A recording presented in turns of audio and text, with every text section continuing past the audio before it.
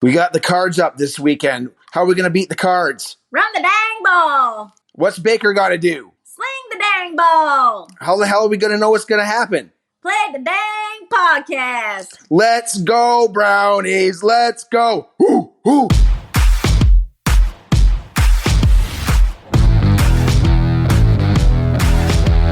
Welcome to the Dawgs Podcast with your hosts, Blake Renneker, Zach Kopp, Justin Charles, and Josh All.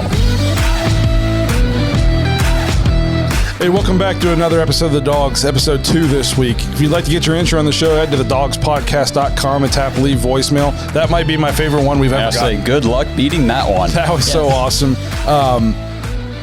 Kenny Mack out of the Ottawa Browns backers, and I don't know who was with them, but that was awesome. That was cool.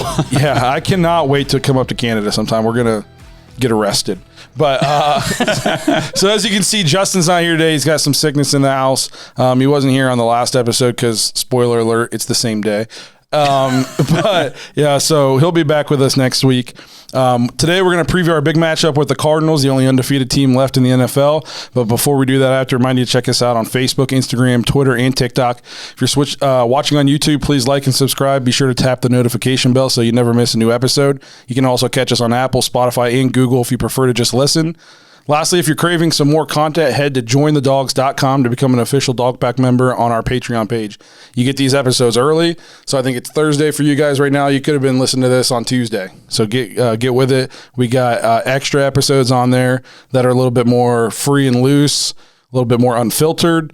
We got fantasy leagues, game day threads. You get to hang out with us. We're eventually probably going to do like live watch parties. We're getting there. It's going to be kind of busy, but come join us, jointhedawgs.com. Come hang out with us on our Patreon page. It's been a ton of fun for everybody. And Kenny Mack, just so you know, I am going to forward that voicemail to the Browns so that hopefully they can figure out what they're doing this week. Run the dang ball, sling the dang ball, and listen to the dang podcast.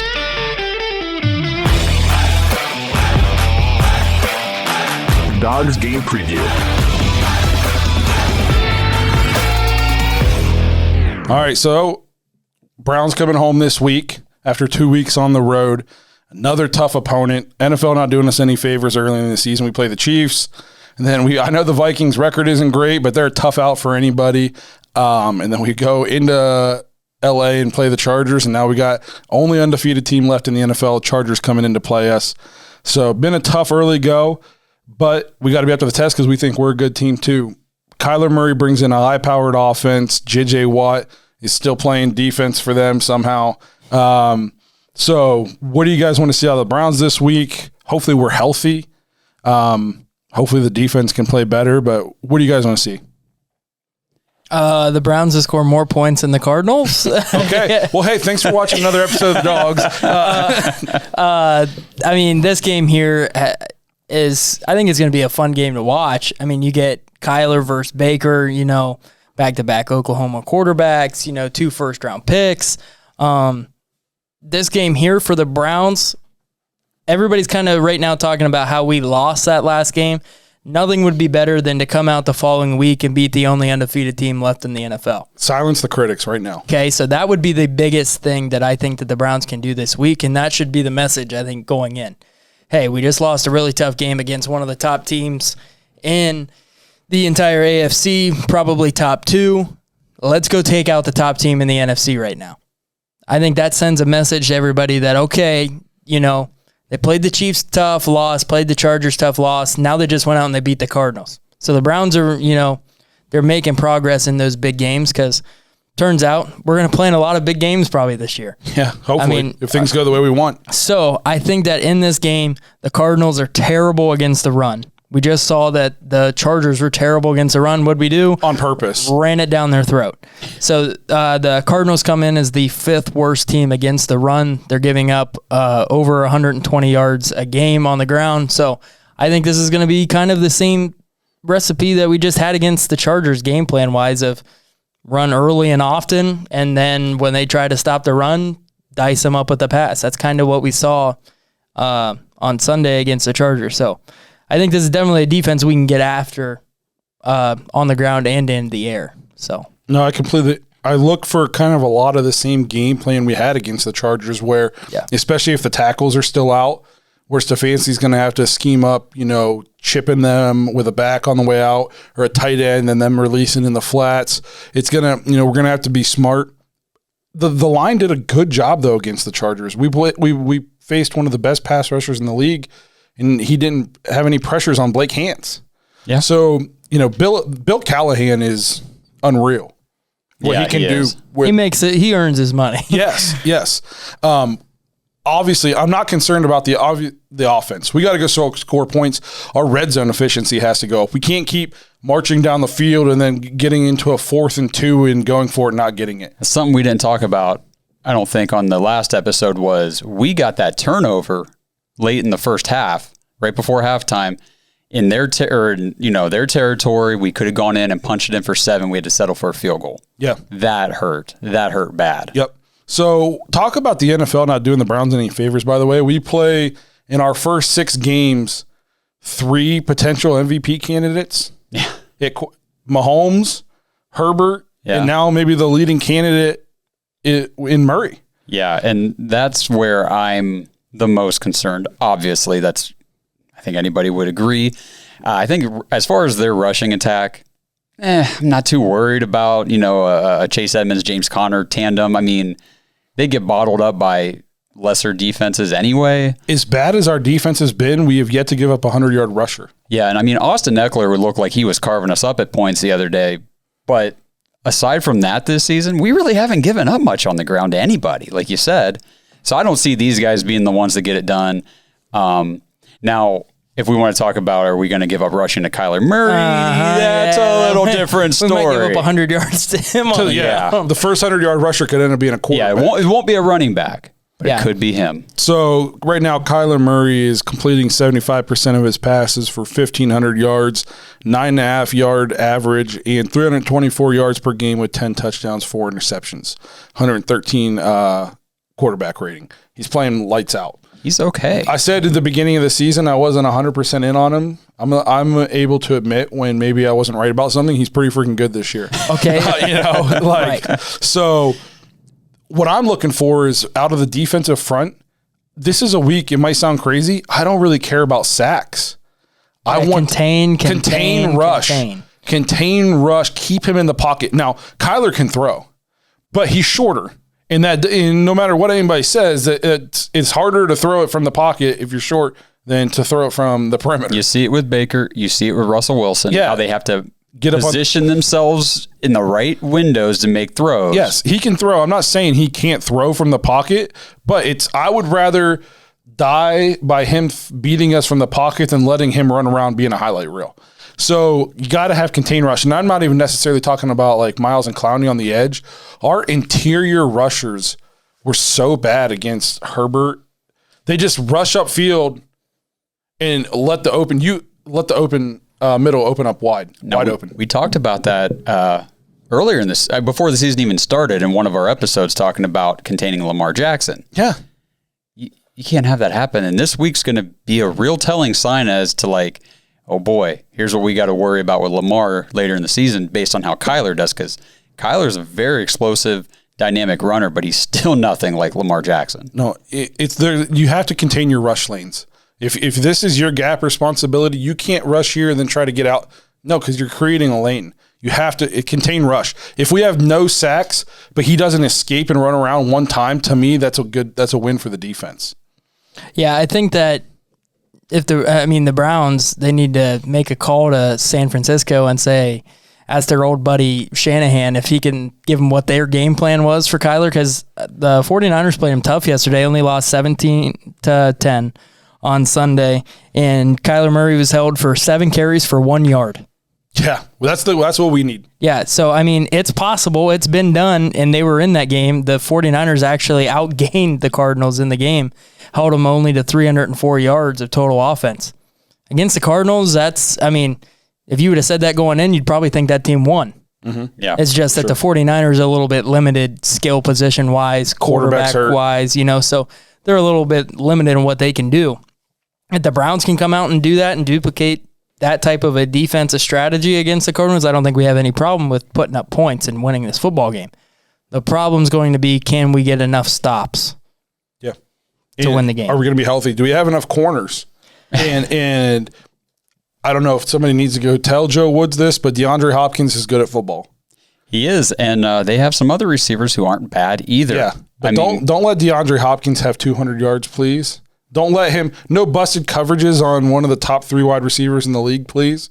Yeah. Now, it feels like 100 years ago when A.J. Green was getting shut down by Joe Hayden in Cleveland, but now he's coming in and he's actually not having a bad season with the Cardinals. No, although he did only just have me 2.3 points in fantasy cost me against Justin. Yeah, well, like we said, that whole offense did not put up a lot of stats last week for Arizona, but A.J. Green's been having a good year. Like you said, Hopkins is the main guy on that offense, but Christian Kirk is a guy that is sneaky good, and so is Rondale Moore. I was going to say, Rondale Moore is kind of an X-factor rookie guy. He's electric, especially in space. He's got 21 catches on 24 targets. So that's, I mean, and high success he's a rate. rookie, so like they're working him into the game plans now. You know what I mean? Like he's not this established 2 to 3 year veteran who kind of knows what he's doing. He's out there doing his thing. Like they're working him in, so he's doing all this as a rookie. Yeah, he's good. Here's the thing too: if we come out in this game and we're only rushing 4 and they're just dicing us up, change it up, please. If I have to watch another game with us just rushing, He'll be driving 4, up to Cleveland. Yeah, with us just rushing 4 and him throwing to wide open people, I'm gonna lose my mind. I'll have a brain aneurysm. Yeah, my child will grow up fatherless because I can't watch that again for another whole game, another 60 minutes. You have to change it up. If I would understand if we're rushing 4 and even if we're not, but there's just nobody open. The problem is everybody's open. Right, everybody's open. So if we're not covering anybody, at least get pressure. Now, I will say one guy that I was impressed with against the Chargers, again, was J.O.K. Yeah. I think he could be another X factor in this game against the Cardinals. I mean, my goodness, for being a rookie that fell to us in the second round, I mean, he would have been, the way he's been playing so far, I'd have been happy if we took him at 26 in the first round. Yeah. Because at least he's been on the field all 4 or 5 games. You might see Offensive Rookie of the Year and Defensive Rookie of the Year come out of the same conference. Yeah. Oh, well, you're definitely going to get the offensive. Yeah. If Jamar Chase keeps playing like this. Yeah, but JOK he's playing out of his mind. Delpit played well again. And I'll tell you what, Greedy is out there fighting. Greedy is not bad, man. I'll tell you what, I'm impressed. I've been impressed. A guy who the knock on him coming out of college was he couldn't tackle, just led us in tackles. Yeah. And he's leaving it all on the field. I mean, you could tell at the end of the game, he was just absolutely gassed. Yeah. And he's just leaving it all out there. And I can respect that. We got to just put these guys, do something different. Well, part of that might be, too, that he was also third string, or, he was the backup behind the rookies to start the season. So now that the rookie's sitting out because he's hurt, like we were worried he was going to be, Greedy is taking advantage of his opportunity here. Yeah. Hopefully we get some of these guys back. Yeah, so JOK, something we kind of didn't talk about in our first episode of the week is he actually went to the hospital after the game for a throat contusion. So he was ended up released. But he's a guy that is probably going to end up on the injury report. Might be questionable going into this week. Now they said that they think that he's fine. Denzel and Greedy both had MRIs today. Greedy's MRI is on his shoulder. That was his injured shoulder.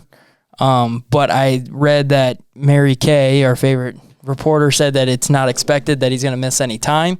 So we'll see if that's true. The Jadeveon Clowney injury going into this week, he was his elbow. His elbow ended up fine in pregame, but his knee got sore, and that's what kept him out.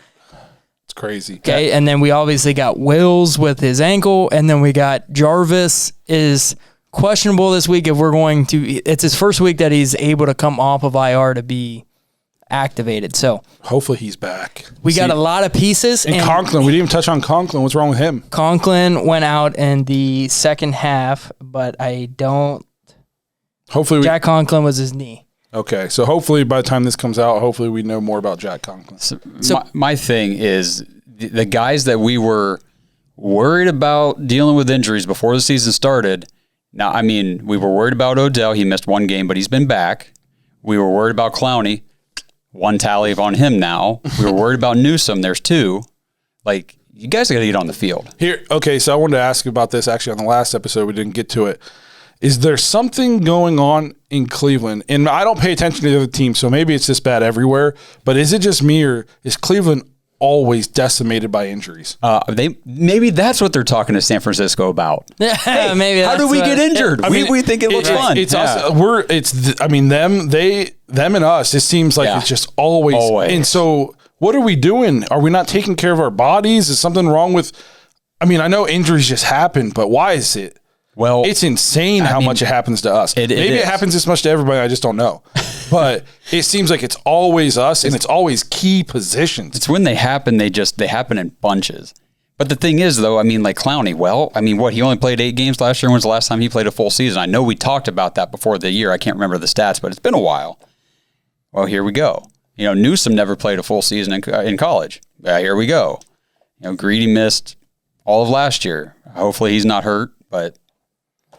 Yeah, we got a lot of injuries that hopefully we got to get guys healthy because, what do the Browns do after they play Sunday? They play Thursday night against the Broncos. So quick turnaround. Yep. So got to get guys healthy. I think that this is a team that we can definitely score on, move the ball up and down the field, which is another team where it's like, hey, as longer we can have the ball on offense, the better for us. We saw it in the first half against the Chargers. I think the possession was something crazy, like 22-8 or something like that, time of possession.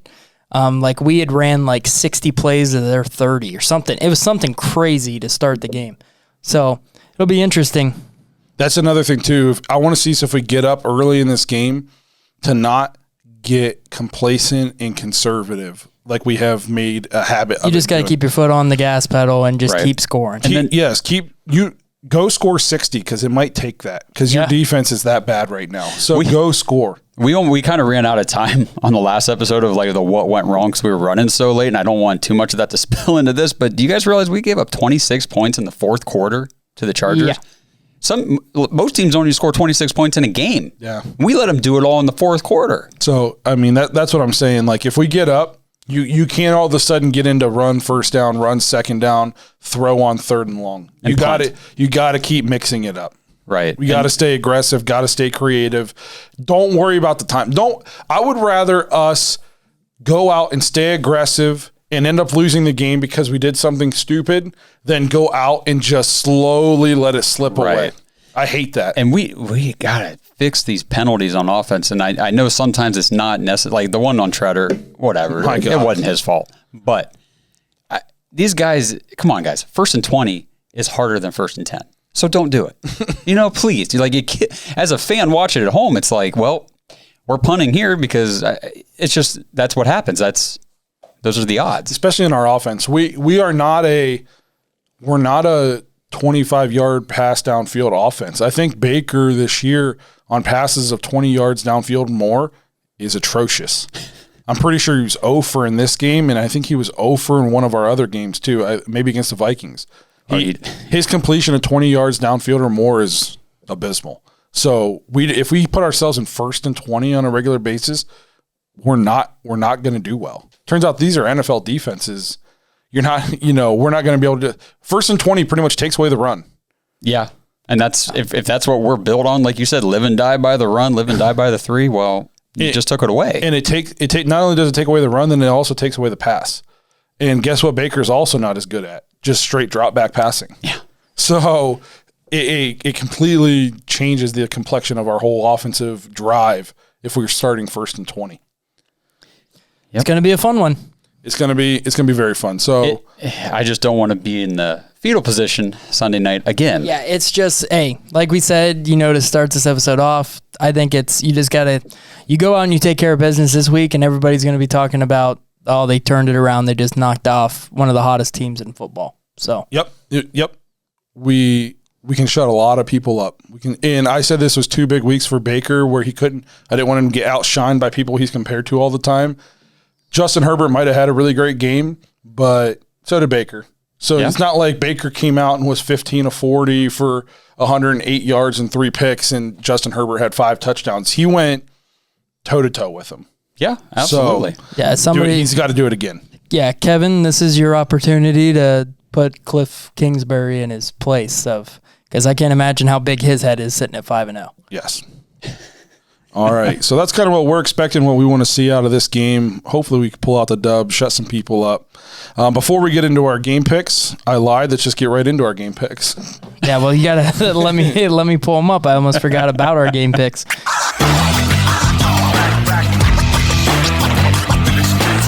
Let's Pick 'em. Presented by Symbol. So how'd you guys do in Symbol week 5? I did well. Speaking of Symbol, I want to remind you guys to check out symbol.com/Dawgs, DAWGS. It's the stock market for sports.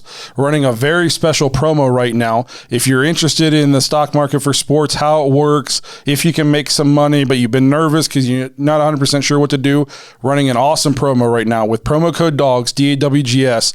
Your deposit up to $100 for the next 90 days is 100% covered / refundable. You put in $100 and something happens and a team tanks and you lose it all the next day, you get it right back. It's literally risk-free.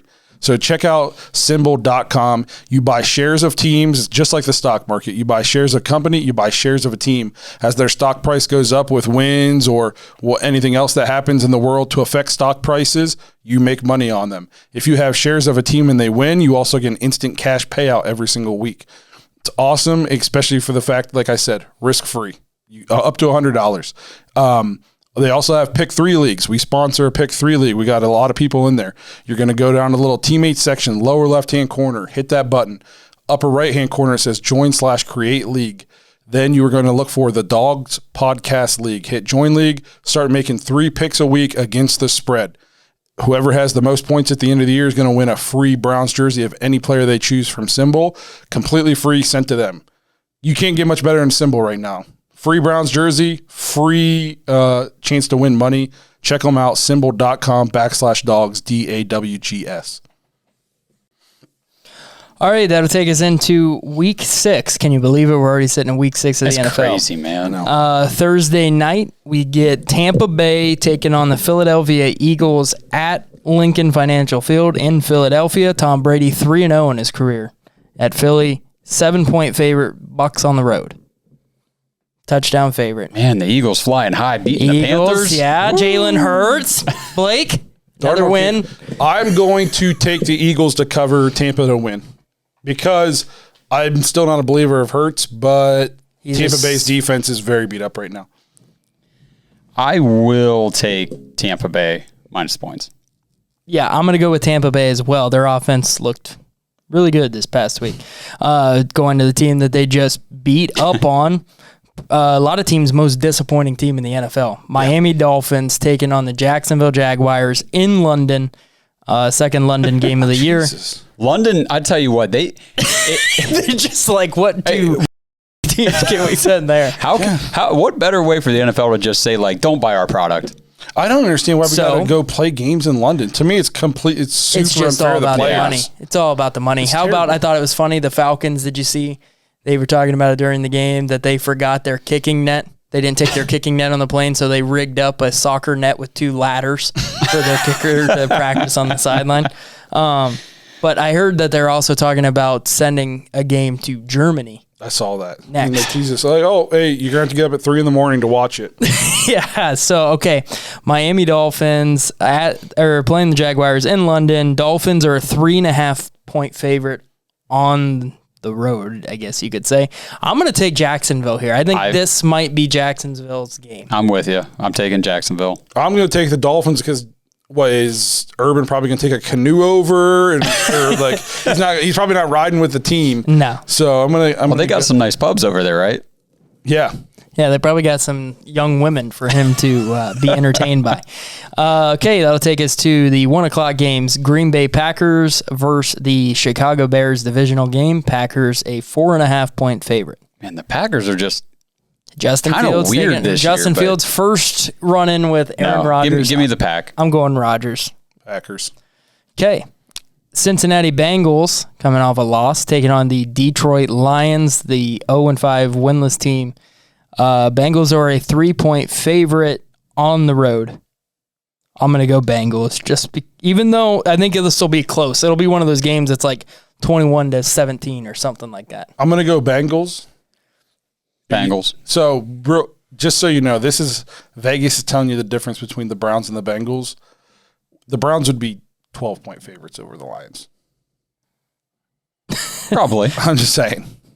All right. That'll take us to the Houston Texans taking on the Indianapolis Colts at Lucas Oil Stadium. Colts are a 10-point favorite at home. This is a suck bowl. I'm going to take the Texans to cover because I think that the Indianapolis will control the whole game, but it's like that garbage time touchdown that makes it look closer. I agree. Hey, Davis Mills showed up against the Patriots for crying out loud. Yeah, definitely Texans. Okay, take us to the Los Angeles Rams taking on New York Giants. I don't know they're going to have Daniel Jones. Barkley's out 2 to 4 weeks. Don't know what's going on with Galladay. Just all their stars are gone. So Shepard's still out. Kadarius Toney's punching people. So I don't know what's going on there. I'm taking the Rams, who are favored by 10.5 on the road. I'm still taking them. For sure. I will too. It's a big spread, JV but team. yeah. All right. Kansas City Chiefs taking on the Washington football team. Chiefs are a 6.5-point favorite on the road. Both of these teams need a win. I think the Chiefs win this one kind of easily.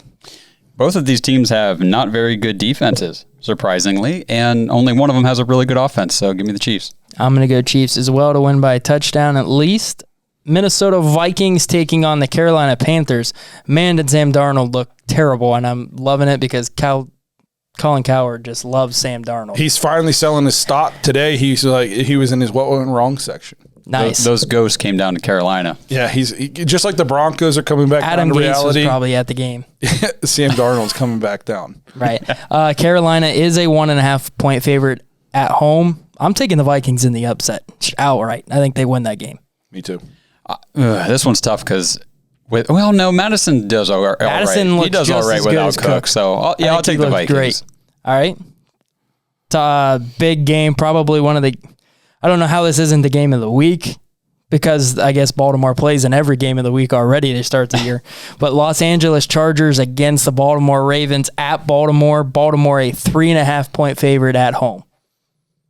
I think Chargers win outright. Josh? I do too. I'm going to jump on there with the Chargers. Man, it's crazy that the Ravens are so they're favored in games and they win in so many games when they literally have no passing game at all. Although Lamar might run all over them. They're terrible against the run. I'm going to take the Ravens at home. Why do we had to play at Arrowhead at LA. The Ravens get them at home. They had to travel to Kansas City. No, they had. I don't know if they had to travel to Kansas City. They played. They had to go to the Raiders. They had to go to Vegas. Oh, I mean, come on. But doesn't it feel like the Ravens, all they do is play in primetime games? Pretty much. Raiders, primetime game. They played this past Monday night in a primetime game, since this episode's going to come out after that. I love hearing the Ravens fans talk about, oh, yeah, we're going to beat the Colts. I'm like, okay. Right. I hope you do. So. I hate the Colts. So, okay, that'll take us to the 4:00 games. We got the Las Vegas Raiders that we were just talking about taking on the Denver Broncos. Broncos 3-point favorite at home. So they got this one pretty much even. I'm going to take Raiders. That's exactly what I was going to do. Yep. I feel like this is I'm going to take the Raiders too because they're getting 3 points and they aren't terror. I don't know. They've come back down to reality a little bit. But they're still not bad. I think the Broncos are who we thought they were. Yeah. Dallas Cowboys, one of the hottest teams, I think, in the NFL, we could say, taking on the New England Patriots at Gillette. Patriots 4-point underdog. I'm taking the Cowboys. Yeah. Cowboys arguably. Offense and defense. All Diggs does is get an interception every week. When are people going to start learning, hey, let's not throw at that guy? Dan Quinn could be like MVP. Yeah. The Cowboys defense was historically bad last year, and he has them. I mean, they're playing insane. Right. They look fast, physical. It's crazy. Yep. Give me the Cowboys. Okay. That'll take us to the 8:20 Sunday night game at Heinz Field. Geno Smith and the Seahawks traveling to take on the Steelers. Steelers 4.5-point favorite at home. Geno Smith didn't look bad when he came in the game. No, he looked great. The only reason he threw that late pick is because Lockett fell down. Yes. So I give me Seattle because I don't think that Pittsburgh wins by 4.5 or 5. I think this is going to be a closer game. Yep, give me I still Seattle. think Pittsburgh probably wins. I like your thought there. I think this is a close game, like you said. Probably like something low score, like 24-21 or something like that. Maybe, but I could even 17. see 17-13, something. Yeah. Okay. Just I'll go Seahawks here with you guys. Monday night game, Buffalo Bills taking on the Tennessee Titans. Buffalo is a 5.5-point favorite on the road at Nissan Stadium. I'm going Buffalo. Yes, by like 30. if you've got Zach Moss, fire him up in fantasy because Tennessee is horrible. Give me the Bills. All right, that'll take us back up to the Cleveland Browns hosting the Arizona Cardinals at First Energy Stadium. Browns, 2.5-point favorite at home against the undefeated Cardinals. That blows my mind. Blows my mind. After we just lost. Look, I think Vegas realizes our two losses are to two This of the tells greatest you quarterbacks something. in the league. You know, Vegas normally isn't wrong. Correct. So this tells you something right here. So call me crazy. I'm taking the Cardinals just because they always do go against me. So I'm speaking, it into existence. Give me the Cardinals, baby. I'm all in. I love it. I'm going Cleveland. I think Cleveland turns it around this week. I think that that our offense is just going to control the line of scrimmage and run all over them. Home crowd's going to play a factor. I think it's going to be a crazy atmosphere. Crazy, right, though? Browns playing at home in a 4:05 start. Yeah. It's like unheard of. I'm tired of these. I like rolling out of bed, checking my fantasy lineup. Well, now you get to roll out of bed and watch, who was it? The Miami Dolphins and the Jaguars at 9:30 while you're eating your eggs and bacon. I'm taking Browns. Who you got? I'm going to take the Cardinals. I need the Browns defense to prove me wrong. Okay. They got to show me they can do it. We know if Justin was here, he's taking the Browns. Oh, yeah. Justin's 100%. And I'm taking Brownies. the Cardinals. Right. Thanks for checking out another episode of the Dawgs. It's a big bounce back week opportunity for the Browns. Chance to shut some critics up. Chance to shut Josh up. Please. Make sure to check out the After Hours episode if you haven't already. And tune in next week when we give you our reaction to the Cardinals game and preview whoever we play next. Because I can't remember. Have a good week, everybody.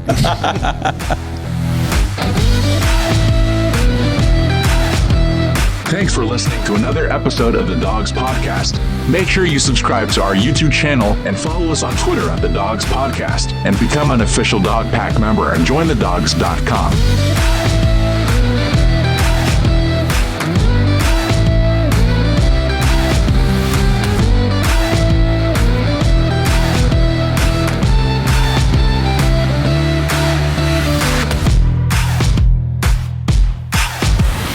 How about on first down? They think we're going to come out and try to run it. How about play action on first down instead of doing it on second and long or third and long? How about come out first down, throw a play action, and run a simple play that you know works, so like a little, out to the tight end, so you know you're going to have to make, or you're going to make them take a timeout. Yes, and that was one thing I kept saying too, was I thought Stefanski would have something in the playbook on third down, like something that we work on every week, where it's like, hey, we get in a situation where we got to have a first down. This is what we go to.